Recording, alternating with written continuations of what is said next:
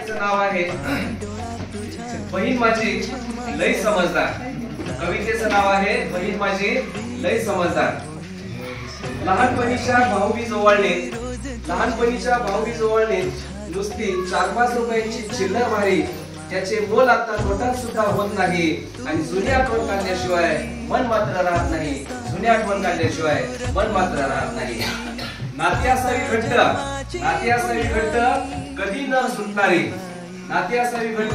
न सुटणारी, वादळात सुद्धा पाय रोवून बहीण भावाच्या चौकटीत भिंत बसणारी.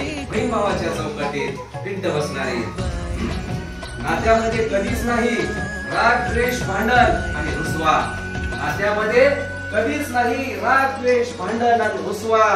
बहीण माझी लई समजदार, म्हणून आनंदी जीवनात हा भाऊराया हसवा.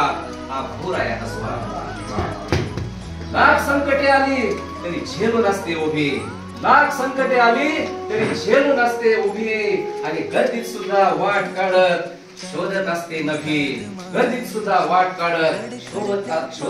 नवी.